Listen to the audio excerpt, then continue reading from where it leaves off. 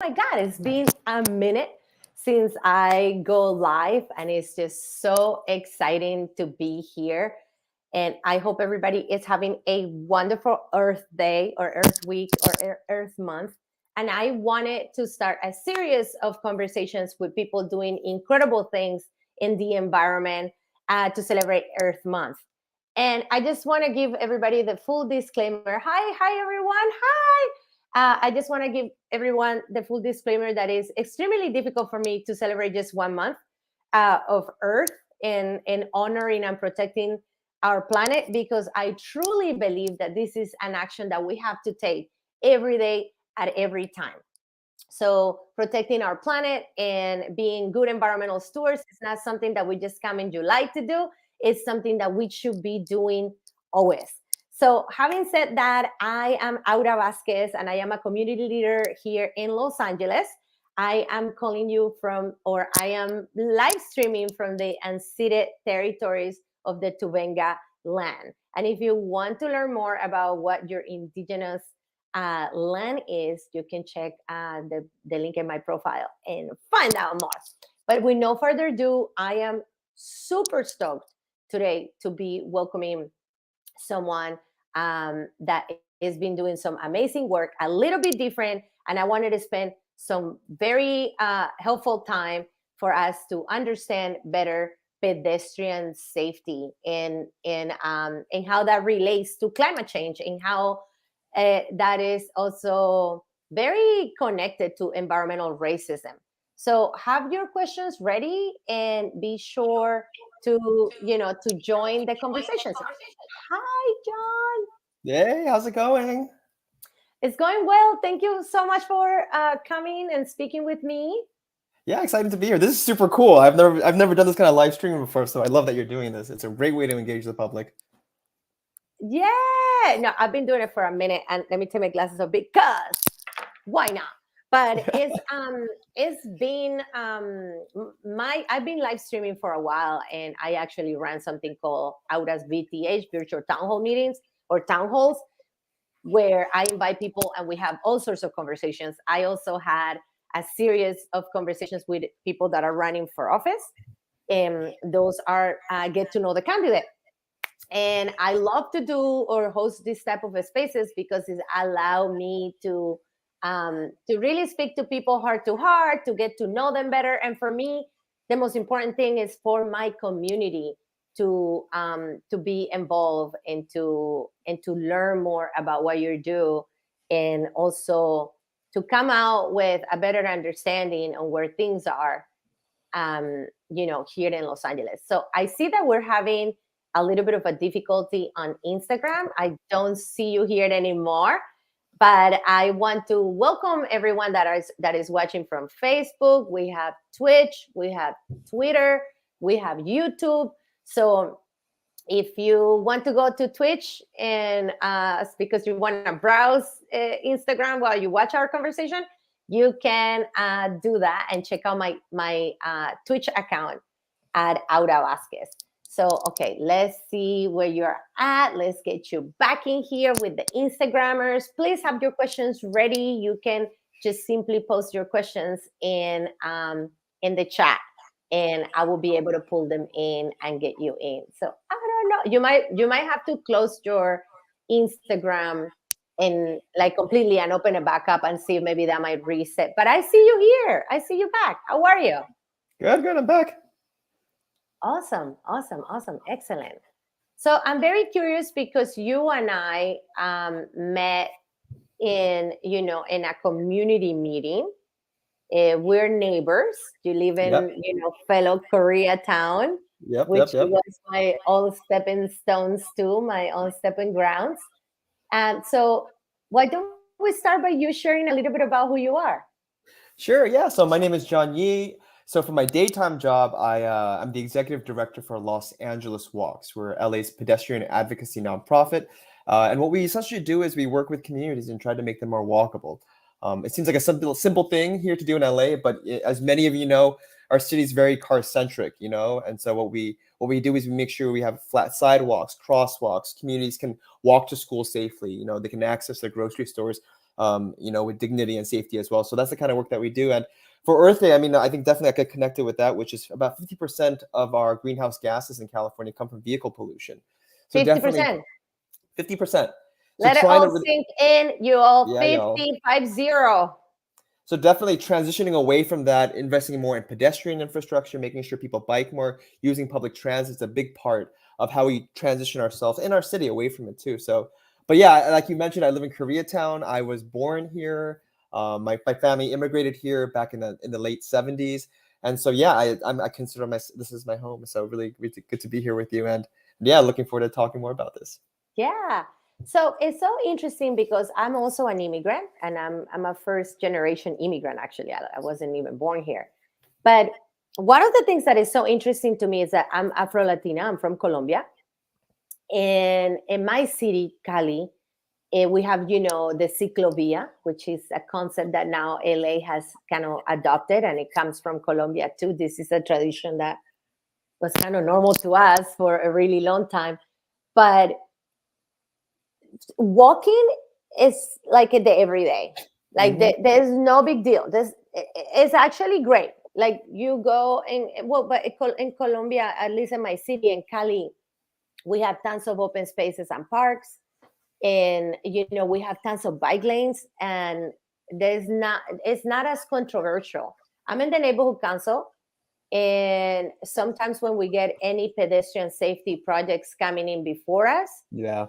it's like a war. It's Yeah. like somebody is ready to drop a bomb. Why is that? So I think there's a number of reasons why. I'll point to two things. First is infrastructure, and second is I think how we've talked about this as an issue in our city. So I'll start with the first one. The reality is our city is built around cars, period. And I think if you want to work where you want to work, study where you want to study, have friends or be around your family, you have to have a car to access those things. And as a result of that, so much of our infrastructure relies on cars. And so the moment you try to bring in something new that might possibly change that, might challenge that, people kind of get upset, and understandably so. I live in Koreatown where parking is incredibly difficult. And if you live in an apartment building, it's very dense. For those who don't know Koreatown, it's incredibly dense community, part of LA. And if you don't have a parking lot, you're pretty much stuck having to find parking on the street, which is incredibly difficult. And if your life and your career depends on you having your car, you want to hold on to that. And so any kind of new infrastructure change that might change that might really upset that, you get really defensive about. So the infrastructure of our city has built this kind of condition where people react like this way. And, it's understandable to a certain extent. The second thing I would say is that we've had city leaders and even state leaders who talk about the issue of pedestrian access and frame it as a delete, right? But if you have more pedestrian access, you lose parking. If you have a bus lane, you lose car access. And so it's this almost binary approach to transportation, which I think is a really false way of looking at things, which is we are all in this system together. You being stuck in 3 hours of traffic is intimately related to me waiting for 30 minutes for my bus. We're all interconnected in this. 100%. Yeah. So we have to figure out how do we collectively move together instead of pitting, drivers against bicyclists, pedestrians against, people who drive cars. We got to really put away with those old notions of thinking and really re-enter this conversation, asking ourselves collectively, how do we all move together to less traffic and better congestion? Yeah, absolutely. And this is the very reason why I wanted to have this conversation with you, and where I'm hosting a lot of folks in around the topic of pedestrian safety and making the connection to folks. So earlier you said that 50% of the greenhouse gas emissions, the very reason why we, have climate change and the ozone layer and, global warming is because of greenhouse gas emissions. And I love the concept of the 50-minute city that you can get anywhere in 50 minutes, because it's heartbreaking to me that a lot of people that work in the city cannot afford to be in the city, and they have to go and buy homes very far, 50 miles, 30 miles away from Los Angeles, and drive all of that every day. And that is crazy emissions in our air. That communities that live here, like communities like yours, like communities like mine that are more dense, we're like in the heart of Los Angeles, in the middle of Los Angeles, are burdened with that pollution. Exactly. So this is how we find the intersectionality among issues like affordable housing, Yep. being able to stop our reliance on gas Hmm. and on oil, because that's what gets our cars going. Yep. And the other piece to this is direct environmental racism, because there are people that don't have the luxury to have a car and to drive the car and pay for all that gas and to come back. So more than ever, it's so important to speak about how we can make it better for pedestrians and how we can change our own consciousness to make sure that we're welcoming these kind of practices, like public transit, for example, which is also very controversial in Los Angeles. No, but I think you hit it on the head with public transit. That is how we get out of traffic and congestion. I think on average, I forgot the number of hours that Angelina spends in car stuck in traffic, but by having people are not going to change their behavior unless they have an alternative, and that Right. alternative That is easy and fun and cool. exactly no, and then it's affordable, it's dignified, it's clean. You feel like you enjoy it. It saves time. And that is public transit at the end of the day. That is the way we get out of this mess. And so it's so important for us to invest in our buses and our trains, because eventually that's how we're going to be able to reduce LA's notorious traffic. Yeah, absolutely. Absolutely. So, okay, everyone, welcome. If you're just tuning in, I'm talking with John Yi, who is a pedestrian advocate. He is with the incredible organization LA Walks, or Los Angeles Walks, if you want to find them on social media. And we're talking about pedestrian safety and celebrating Earth Month. So if you have any questions, please post them on the chat, and I can ask the questions for John. So the other question that I have for you is, in terms of, a lot of people think that it's such a waste. It's such a waste of space to have bike lanes, or in some places redesign how the street is, right? So that we can have a designated bus lane, so we can actually transport more people at once, not 20 cars with one person in each car. Instead, we got one car with 20 people in it, Exactly. and bike lanes that are protected, that protect people's lives, and also cars. What is this argument that people have that that is costly and that it doesn't help, that nobody bikes in Los Angeles? I always say the opposite. I mean, owning a car is incredibly expensive. They say on average, owning a car in California is about $5,000, right, a year. That's how much you're paying out. And then on top of that, you're paying for insurance, gas, repairs, and so there is a cost to the current system we have now, which is all depending on movement through vehicles, through single occupancy vehicles. And so that's what I would say. The first thing that I would say is that. The second thing I would say is that through transit, though, I think we're able to then not only just fix how we move as a community, as a city, but also how we connect as a society. I mean, I think oftentimes when we're stuck in our cars, we're going from one place to another, and we have like a point A to point Z. But everything that happens in between doesn't really happen because you're stuck in your car.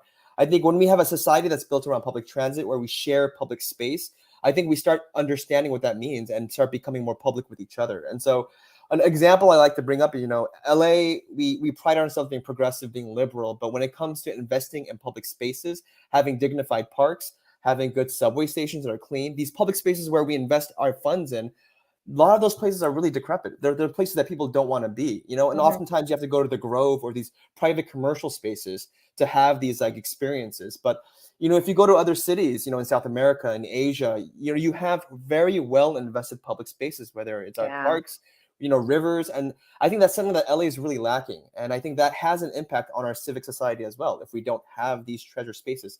Instead, I have to pay like $10 to go to a shopping mall, and that's where I'm going to have a nice place to walk around, right? So I think it's time we as a city start investing in those spaces.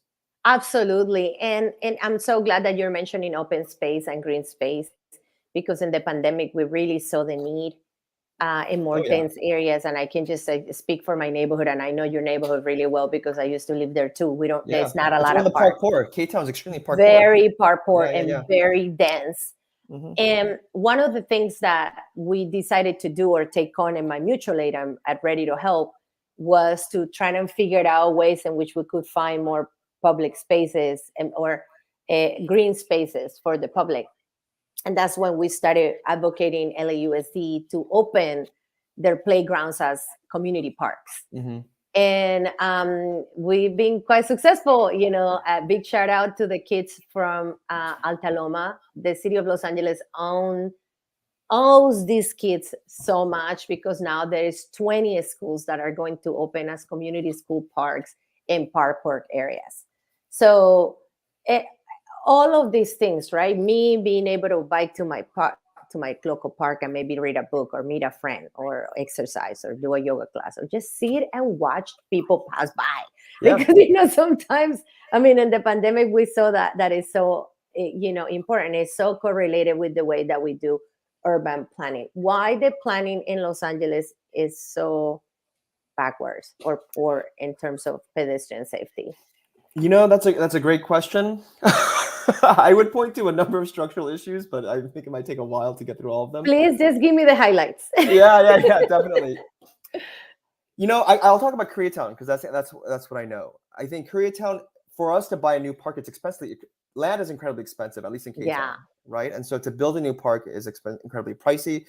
But let me take a step back, which is I think in LA, we have a system where each city council district sort of runs the district like it's a city of its own. Right. And as a result, you don't have this cohesive approach to a city when we're like, let's invest in parks, let's invest in sidewalks. Instead, each city council district sort of does it on its own. And as a result, I think we lack a real city vision when it comes to, I'm going to go back to it, when it comes to investing in our public spaces. And so as a result, you have one district doing and focusing on certain issues and another district having other priorities. But I think what we're lacking is a mayor and a citywide vision. I'm not talking about Mayor Bass right now, but in general, a stronger mayor. And like a structure where we have leadership that is not. It's so interesting that you're mentioning this, and I want to hear the other two highlights. Yeah. Because I feel like I have lived in other cities. I have lived in other cities around the world. I also lived in Europe. I went to school in Italy. And it's just so interesting to see that their approach to government is more regional than, kind of like district wide. So even like I'm a budget advocate, and I'm fighting for my little budget. I mean, not little, but for the budget for my district, instead of like what you're saying. How are we going to invest on a pedestrian safety route where people can actually walk or bike or rollerblade or whatever they want to do from downtown all the way to the beach, or connecting, how do we create a net of connections where people can do that? And that's good for your mental health, and that's good for, for your health. So I definitely can agree with that structural issue.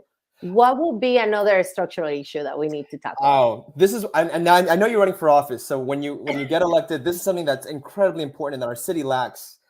Every major city in America has this, except for Los Angeles. And that's what's called a capital infrastructure plan. CIP. Right. And what, very simple terms, what it is, and city managers. And that too. That's another We don't have a city manager. Exactly.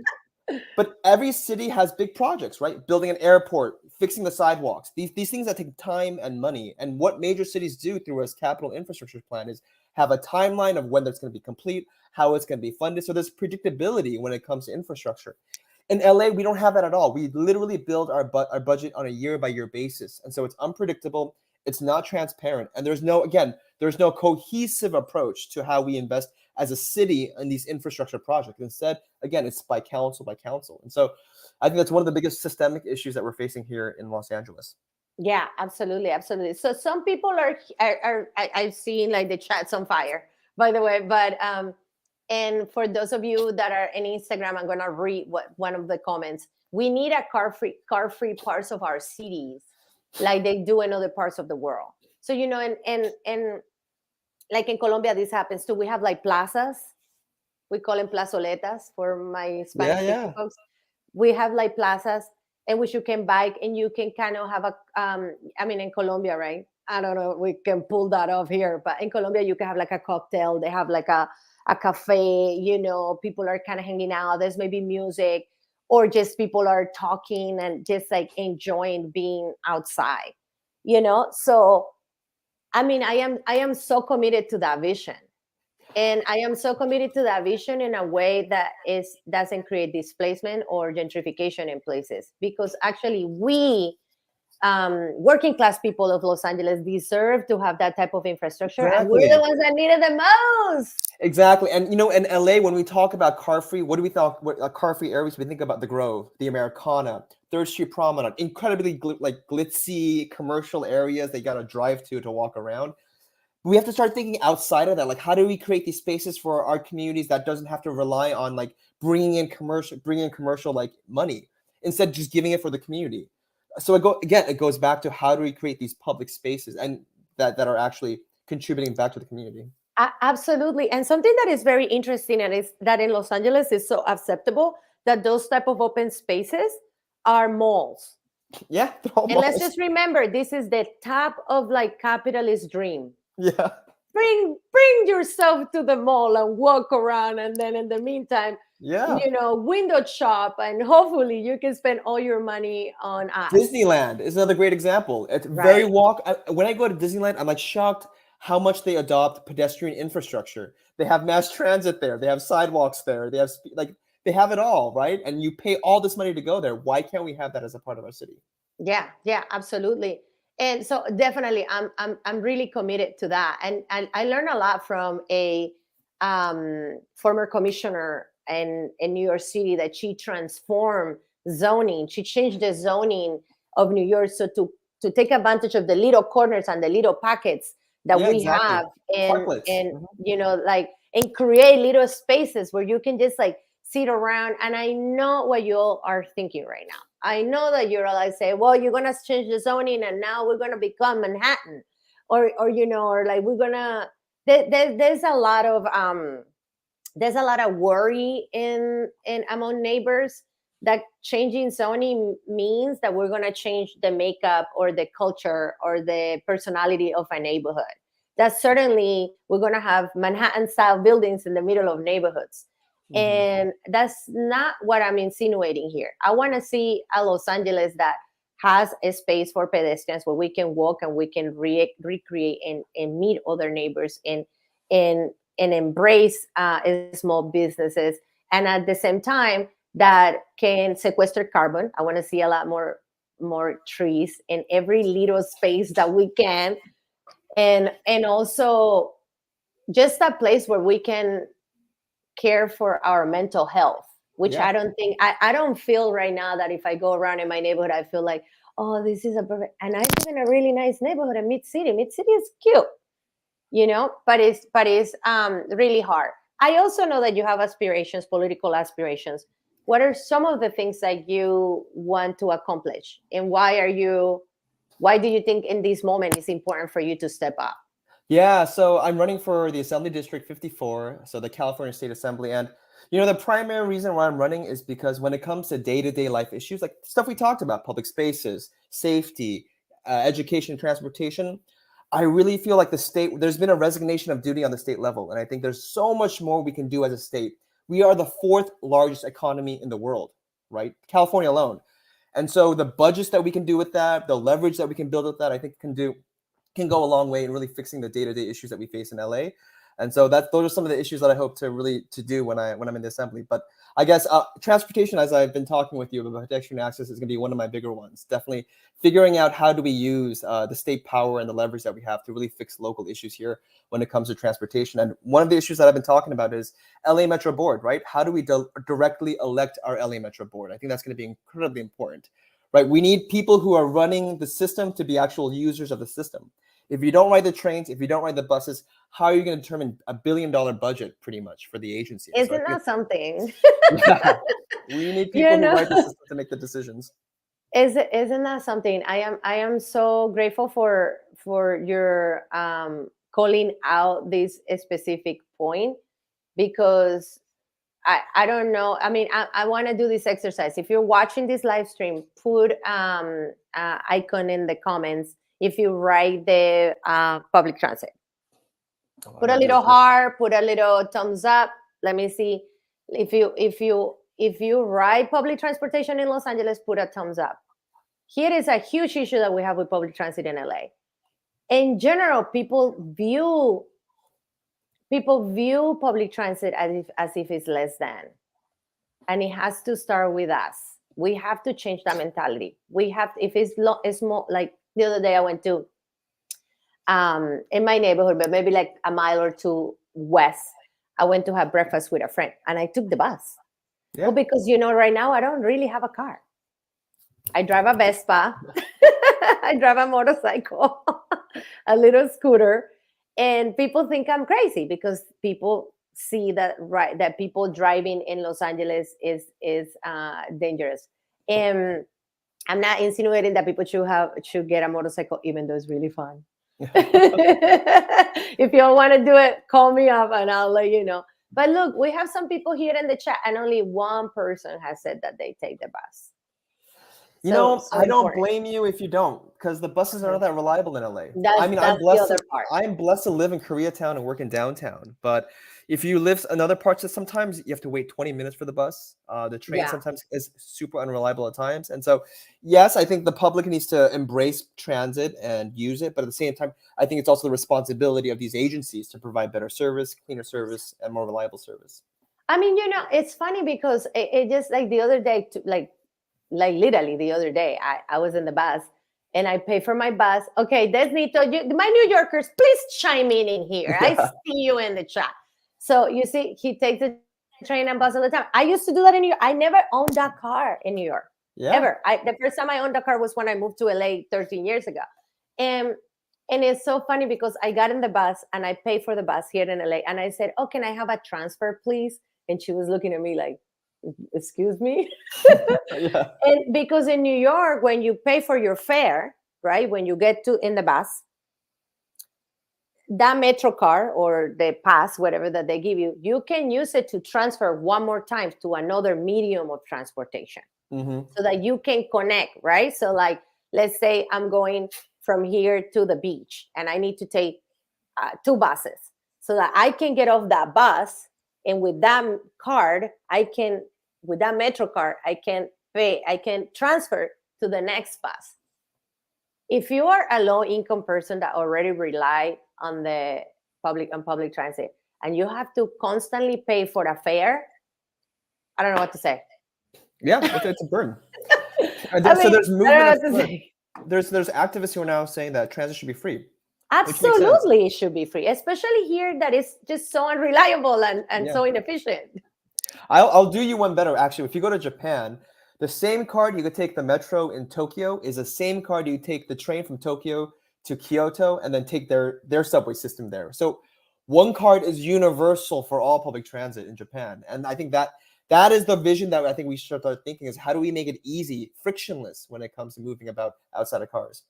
That is so cool. And now, I mean, I know that we haven't really touched, we went on the public transit a whole lot, but folks, if you're listening to this conversation, you got to become our best allies and our best, advocates for pedestrian safety, because every time we make it harder to have a designated lane for a car, for a bicycle or for a walking person, or or rollerblades, as I like to do it sometimes too. It is a possible life that can be lost. Oh yeah. And to me, it's been so heartbreaking to see in places like West Adams, where they did the lanes. They put the not quite protected, because they don't have the little protections, Yeah. but they're like marked. But people are ready to kill other people for this. And I like to remind you folks that in my tenure being more involved in West Adams, I have seen maybe like 3 deaths of folks that have died in West Adams on Boulevard. And that's something that we need to really tackle and support better. We need to get louder about supporting pedestrian safety. And also we need to get more educated. So I think when you make it to the legislature, please put a chunk of money to educate people about public transit, and because I think people need a lot of education and dismantling the idea that bicycles are an obstacle, that we're a problem, and that we're causing problems. We are all in this together. All modes are in this together, and we have to uplift all modes, right? For all of us to have a system that actually makes sense and is balanced. Yeah, absolutely. So if you have this Earth Month, anything that you can leave people with, what would you say that people can do to, to support your efforts and also to just be better advocates for pedestrian safety and for bike lanes and for such? I always say this: you need to vote, and I'm not just saying this because both of us are running for office. Even if we weren't running for office, I think at the end of the day, the biggest hurdle to having safer, walkable streets, to having cleaner environment, is always a systems issue. It's just making sure we have people in office who are thinking about these things and making decisions and budget decisions that invest in this kind of stuff. So make sure you go out and vote. Talk to your elected official. Ask them these questions. What do you think about a bus lane? What do you think about a bike lane? See what they say and respond back to them. But start asking and poking, because here's what I'll tell you is when elected officials start getting questions about these things, they have to prepare themselves for an answer. And the more people they hear talk about this, the more they feel like, okay, this is an issue that's bubbling up more. And I feel like our generation is definitely taking this, and we're not okay with the status quo anymore. I love that. Yeah. I love that. I also think we need to get loud, like the J-Lo song. We really need to get loud.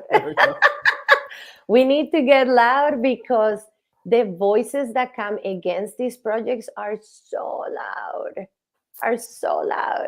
So I hope that everyone that is watching, or if you send this video to a friend, or if you share it in your social media, I hope that you ask folks to get loud with us and Let's do to advocate for more, pedestrian safety, I guess. So before we go, tell us a little bit about your campaign. I know you from the advocacy world, Yeah. and I'm an advocate too. And I haven't even talked so much about my campaign either, but I would love to hear about your campaign. You can find more information at johnforassembly.com. We just put up our website there. There's going to be an official announcement later this week, and then in May. John, the number 4 or like 4? Oh, great! Thank you. I didn't think about that. The word for FOR. Thank you, John FOR for Assembly. assembly. Yeah. And then I'm writing it down so everybody can .com. Thank you .com. Thank you. Okay, and go then we'll for have it. an in-person event in May, but I'll be sure to share that with you, and then you can share it with your followers. Yes. Thank you. Okay, perfect. So I just posted it here and on the other social media channels. But for the Instagram, is just don't forget to follow John and learn more about this issue and join the movement for Earth Day. And if you can do anything this month, is maybe try to walk and bike more. There we Let's go. just start there. I love that. Do a little bike gang. Don't There you we like go. anybody ever wanted to be in a gang? There you go. This is your chance. It's the best kind of gang. Yeah. I know. I've been saying, because I have a Vespa. I ride a Vespa. I love that. I'm It's gonna so start a European. Vespa gang. We're gonna That's have like amazing. little vest or something like that. So whoever wants to join the Vespa life, hit me up if you have a Vespa. Be safe, y'all. Yeah, excellent. Thank you so much for being here and celebrating Earth Day with me. One thing that I usually ask people when I invite them to this live stream is tell us something, a fun fact about you. Oh. I lived in Russia for a year. Look at that. Yeah, Do you speak Russian? Я говорю по-русски. Ooh, Я учился на I русском like it. факультете. Yeah, I was a Russian studies major in grad school and undergrad. Made no use of that degree, so my parents are very disappointed that I wasted all my money. But yeah, I speak Russian. Right. And I just want to commend you for running for office, as someone that I ran in 2020 for city council, and I'm running again, you all, for city council. Oh my God. Yes. You too, really. This is my first time running, and I'm learning. It takes a lot of work and a lot of self-preparation to even get to this point. So I thank you, and you too as well, really. Absolutely. I want to commend you because it's so hard to do it. And it's also so hard to not compromise and to be unapologetic of who you are and to stand for your beliefs and to take a stand. I mean, there are so many people in the world that love to criticize. I'm one of them. I like to call things out. But you get to that point where you feel compelled that you have to do something about it. And I think you you have reached that moment. And I wish you so much luck and energy, and sending you so many good vibes. And I hope that you raise all the money that you need to raise. And You I hope too. that, You too. Both of us. and I hope that every person that you call is positive and is kind to you, because when you are a grassroots candidate like yourself and like myself, and when you're a first-time candidate, oh boy, it's so hard. It It's is. so Yeah. hard to convince people, and it's so hard to just like share your message and get people. But that's our job, and we're up for it, right? Absolutely. Yeah. So I added your digits in there. And for everybody, for people that join us, thank you so much for being here. This is John Yee, There we go. who is running for assembly, but he's a pedestrian advocate with LA Walks, and they have like an incredible mission. And I learned so much from you. Happy Earth Month.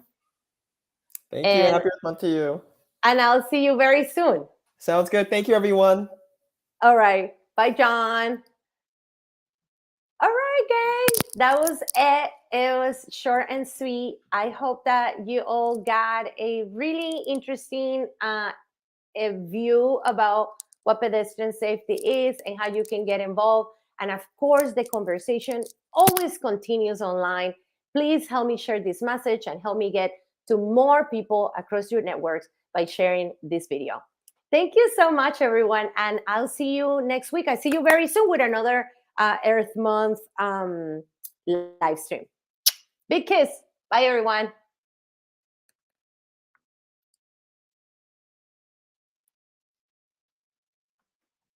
John.